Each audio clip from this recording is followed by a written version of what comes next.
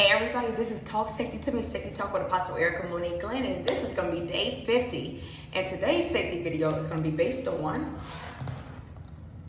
mental health. Okay, so as we all know, May is the month for mental health awareness, but I'm big on taking heed and taking notice of the mental health for 365 days of the year, which means every day of the year from January to December. So I know on my radio broadcast I mentioned the importance of, those that's dealing with some mental disorders, the numbers they could call and how they could find out, about the inpatient mental facilities in their communities. And what do I mean by inpatient mental facilities? These are facilities where those who are having some type of mental crisis, that needs a little bit more tender loving care and needs to be under surveillance, or just kind of be under a psychiatrist or be on watch, for 24 hours.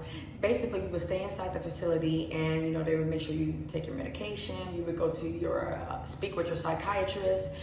Some of them you would do like group sessions with other individuals that's in there, dealing with something mentally as well, because again, nobody is by themselves. So whatever it is you're dealing with in life, guess what? You're not the only one. You're just probably the only one that's willing to talk about it. Amen. So again, like I always tell people, no one's perfect, No one has a perfect mind, but some people are worse off than others and they need medication, They need a little bit more tender loving care, and that's totally fine. But as long as that individual goes forward to receive the help that they need, that's the biggest thing. I always tell people the first step is the hardest, but as long as you're moving forward, that's all that matters, no matter the pace. As long as you're going forward to better yourself mentally, psychologically, emotionally, financially, spiritually, whatever the case may be. Because I'm all about progress. See, I'm not really focused on the speed. I'm more focused on, are you moving forward? Now, some of you, you can move a little bit faster. Challenge yourself. God is telling you to move a little bit faster. You're just taking your time, because of fear, because of self-doubt, let's be honest. But at the end of the day, as long as you're moving forward, all right? And then taking heed and acknowledging the person in the mirror, all right? So in order to truly take heed to your mental health, in order to truly help yourself mentally, guess what that's gonna require? You being honest with the person in the mirror. You focusing on the person in the mirror and not what's going on in my life or the lives of others. Amen? I've never seen anyone that, how can I put it, experience healing and deliverance mentally and spiritually and emotionally by focusing on their neighbors, by focusing on someone else's business. Amen? And remember, no is a full sentence. Some of you are having mental health crises because you don't know how to say no. You don't know how to set boundaries. Boundaries are in place to keep you safe. Amen? And sometimes you got to set boundaries with yourself and stick to them. So if you can't stick to your own boundaries that you set with yourself, how can you expect someone else to respect your boundaries? All right? Many of you are the answer to your healing. Many of you are your answer to your deliverance. Many of you are the answer to your own peace.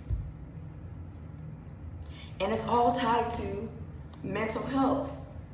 I'm all about getting to the root of the issue. Why do you do what you do? Why do you think the way you think? A lot of it stems from childhood traumas. A lot of it stems from the way one was brought up and the community and the household. A lot of it stems from whether or not mommy and daddy was present, As we all know, our communities, our environments do shape and mold us when we become adults, especially as children.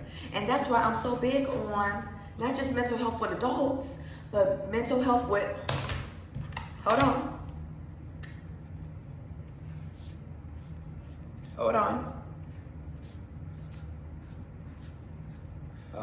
one second.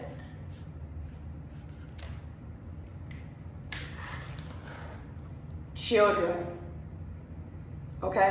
So again, many of you know this. I used to work with children. I work with children on an autistic spectrum. I've done children's Sunday school, Bible studies. I worked with youth. I worked with women from the ages of 18 to 36. All right. I worked in daycares with the children ages 2, and sometimes I would volunteer with the babies, like 0 up to the age 2. Okay. I worked with school age kids. The youngest was 5. I had about 40 students. The youngest was 5, and then the 2 oldest, who were twins, were 14. And one of the things that I've learned with working with children, whether or not they're on the spectrum or not, is if they say they're depressed, that something's bothering them, I take heed to what they're saying. But we live in a society, okay, where adults tend to dismiss children. Come on now, you probably find yourself telling your kids, you're a child. What could you possibly be depressed about? You're a child. What could you possibly be upset about? You're a child. How could you have heartbreak because your so-called female friend, little boyfriend, or girlfriend broke up with you? Do you know how many children are out there having sex? And they're not even teenagers or adults yet? Do you know how many children in this world have access to pornography? But yet, we act like mental health doesn't apply to kids. The devil is a liar. I remember when I was working with the YWCA years back in McLean County, okay, McLean, Illinois. And this is before I started traveling outside of the United States for missions work. And there was a young boy in there, because I made sure not only did I interact with the students, but I made sure I got to know their parents, because I was like the before and after school program site coordinator, meaning the children came to me before they went to class inside the school. So the parents who had to go to work around 7 had to drop their kids off to me. I would be in the school around maybe 6 a.m. or a little bit earlier, so they could drop off the child. I made sure they had their breakfast and everything, and then they went to class, and then I left. So I had 2 shifts. I did the morning shift, then I had to come back for when they got out of class, and it was all in the same school. I was downstairs, and so when they came downstairs, they would come to me for after school, and then their parents would come and get them and sign them out, and so it was something like a before and after school daycare is what I call it. But I made sure I interacted with the students and their parents. And I remember one young boy mentioned like how he was depressed, like different things was bothering him, and then he exposed his mom by himself by telling me and my assistants how his mom dabbled in witchcraft. Like she was considered, I guess, a tarot reader. Like he said, she had like a crystal ball, different things. And at this time, I already knew who I was in God. And I know the effects of those who dabble in witchcraft, how it can impact their children if they have children. Because when you dabble in darkness, when you go to Satan and you consult with Satan and demons, guess what? When you invite those demons in your household, when you invite those demons in your life, you think they're just gonna attack you? No, they're gonna go after your children. Why do you think there's so many kids in the world that have nightmares and night terrors? Wake up with random scratches on their bodies. I'm just saying. It's the truth. So he shared that, and I kid you not, I didn't tell his mom he shared that with me. So she probably, felt it in her spirit, or he probably told her that he told me. But I kid you not, that was the last day he came to before and after school program. She literally took him out of it. I kid you not. But, of course, I would see him in passing in the school, I would say hello and everything, but somebody needs to hear this. I never invaded his privacy. I never invaded what was going on in his household. I never went to him saying, how are things at home? Is your mom still doing whatever? No. Because, that's why they got guidance counselors. If it was like something major and I felt it in my spirit, I would have just reported it to the school. And then not only that, I did share with the YWCA because I was mandated. Like if I felt something was going on with a student, it was my due diligence legally to report it. So my manager, she was aware of that conversation I had with the young boy. So they were aware of that, but it wasn't my job to go to him, okay, when I seen him alone and to ask him about his household business. And some of y'all, that's why y'all get in a lot of legal trouble. I just gave you the answer on how to do that, okay? And I'm pretty sure in some states there's ways you can find out how you become mandated. But even if you're not mandated to report it to DCFS, you don't necessarily have to have like a certification. Again, it takes a village. If you see something that's going on with a child and it's concerning, you could look it up. You could do research in your community, in your state, and find out who you can reach out to have someone do a welfare check up for that child. If you can't just report it to the school itself. But many of you are nosy Bettys and nosy Timmys, and you keep getting yourself in trouble. And I'm giving you information that can help keep you out of jail. And guess what? Help you stay from getting sued. You know? And a lot of times, and this is something else I learned throughout the years, a lot of times when something is a burden on our hearts that's going on around us in our communities or things that we see on the news, it's because God would love to use us in that area. Some of you never worked with children. The idea came in your mind, but you know, being disobedient, coming up with excuses. But if you know you're passionate about the safety of a child and things bother you, why not look into that, especially with the kids still being out of school? Some of you are looking for a career change. How do you know God is not trying to get you to go into the school setting, to become a teacher? How do you know, especially if you are like an entrepreneur, how do you know God is not trying to, you know, use you to birth a nonprofit that has maybe something in place like an after-school program? Come on now. Stop with the excuses. That's my nice way of saying it, okay? So, again, this is Talk Safety to Me, Safety Talk with Apostle Erica Monique Glenn, day 50 of Safety Talk. And again, we're talking about mental health today, okay? I gave you some tips, and then not only that, mental health in children does exist, okay? I don't even want to start talking about how you could do your research and see throughout the years of, unfortunately, children taking their lives because they were being bullied at school, being cyberbullied online, you know, going through things at home, probably in and out of foster care, probably sexually abused, nobody was believing them, whatever the case may be. That's another reason why I'm telling you, adult to an adult, listen to children when they say they're bothered.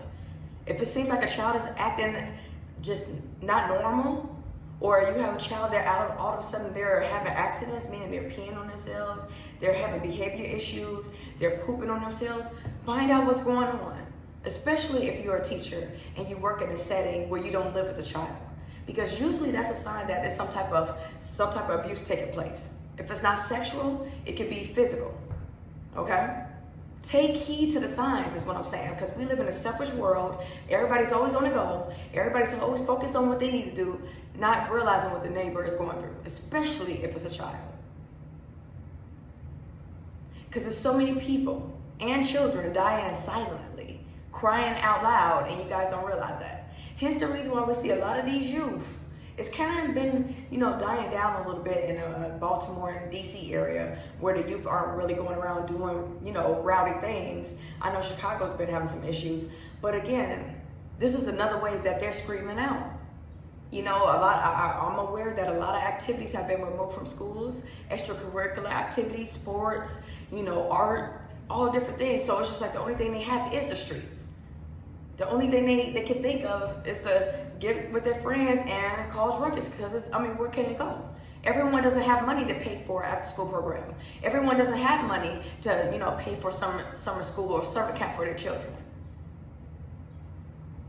And one of the things that God is telling me is more than enough space, more than enough vacant buildings and nonprofits that already exist that can help these kids. But a lot of people are so selfish and money hungry. A lot of you have this attitude or this saying of, but how can I profit from that? That's your problem. You claim you want to help your community. You want to be part of the solution, but yet you're being a problem. You're selfish because you're always focused on a profit. That is a profit. Being a blessing to these kids, helping a less fortunate family, how is that not a profit? Just like my radio broadcast, it's not always monetary, sir, ma'am. Shame on you. Get it all the way together. I'm calling y'all out on your bluff. I'm calling you out on your bull crap. It's not always financial, and it will come in other ways. Because one of the things I've learned in life, when you provide a place and a space for people to gather, people will come, and guess what? People would love your vision, and they'd be like, I love what you're doing, so I want to invest. I want to sow seeds. So it may not be a lot of money up front, but eventually it will come. But the key thing is starting. The key thing is doing it. That's the first step. Duh. Just like entrepreneurs that's under the sound of my voice. You had to put the vision and everything on paper. And then you had to put it out there just to see how it went. You know, you did your best to get your clientele. You took heed to how the community took to your business. And then you start seeing a major profit. This is no different. Amen. Amen. Again, this is Talk Safety to Me. Safety Talk with Apostle Erica Monet Glenn, day 50. Let's take it seriously. Mental health, 365 days of the year. And not just with adults, but with children as well. Amen. Amen. God bless you all. I look forward to talking to y'all tomorrow. And listen to those babies.